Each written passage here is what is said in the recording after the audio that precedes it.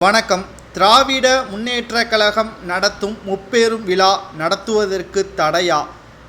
திராவிட முன்னேற்றக் கழகத்தின் பொதுச்செயலாளர் துரைமுருகன் வெளியிட்டுள்ள அறிவிப்பால் தொண்டர்கள் தற்பொழுது அதிர்ச்சியடைந்திருக்கிறார்கள். என்ன தகவல் என்பதை இந்த வீடியோவில் முழுமையாக தெள்ளத்தெளிவாக நாம் பார்க்கலாம். திமுக பொதுச்செயலாளர் துரைமுருகன் நேற்று வெளியிட்டுள்ள அறிவிப்பு திமுகவின் தலைவரும் தமிழக முதல்வர் ஸ்டாலின் அவர்கள் தலைமையில் நடந்த மக்களவைத் தேர்தல் 40 தொகுதிகளையும் தற்பொழுது திமுக வெற்றியடைந்திருக்கிறது. இதில் நாடாளுமன்ற உறுப்பினர்கள் தற்பொழுது அதற்காக வேலை செய்த திமுகவின் தொண்டர்களை பாராட்டும் விதமாக இந்த மாநாடு என்று முப்பெரும் விழாவை திராவிட முன்னேற்றக் கழகம் ஏற்படுத்தியிருக்கிறது. இந்த சூழ்நிலையில்தான் திமுகவின் பொதுச்செயலாளர் துரைமுருகன் நேற்று வெளியிட்டுள்ள அறிவிப்பு மிக முக்கியமான கவனத்தை பெற்றுள்ளது.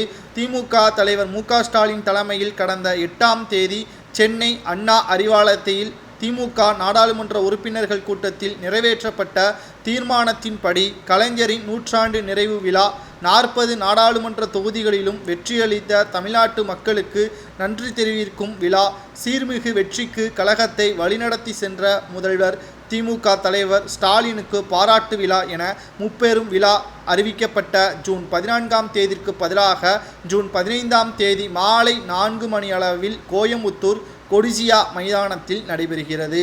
திமுக தலைவர் மு.க.ஸ்டாலின் தலைமையில் நடைபெறும் கூட்டத்தில் கூட்டணி கட்சி தலைவர்கள், வெற்றி பெற்ற 40 நாடாளுமன்ற உறுப்பினர்களும் கலந்து கொள்கிறார்கள்.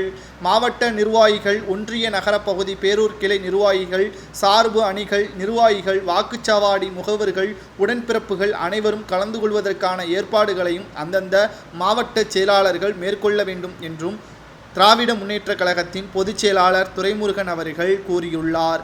ஆனால் இதில் மிக முக்கியமாக நாம் பார்க்க வேண்டிய விஷயம் என்னவென்றால், திமுக தான் வெற்றியடைந்து விட்டதே, நீட்டை ஒழிப்பார்களா என்ற கேள்விற்கு இதுவரை எந்த ஒரு பதிலும் இல்லை. அதனால்தான் தமிழகத்தில் முதல் மதிப்பெண் தமிழகத்தை சார்ந்தவர்கள் தானே எடுக்கிறார்கள். பிறகு எதற்கு நீட்டை ஒழிக்க வேண்டும் என்று சில திமுகவை நிர்வாகிகள் பேட்டி அளித்ததையும் நாம் பார்த்திருப்போம்.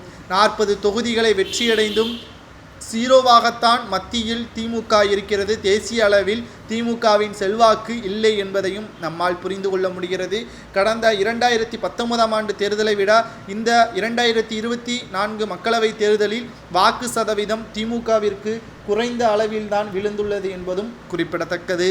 சற்று திராவிட முன்னேற்றக் கழகம் நடத்தக்கூடிய இந்த முப்பெரும் விழா மக்களுக்கு எந்த ஒரு பயனும் அளிக்காது, சொன்னபடி தீர்மானங்களை நிறைவேற்றுங்கள் என்றும் மக்கள் தற்பொழுது இந்த முப்பெரும் விழா வேண்டாம் என்றும் கூறி வருகிறார்கள். இதை பற்றி உங்களது கருத்துக்களை கமெண்ட் வாயிலாக கூறுங்கள்.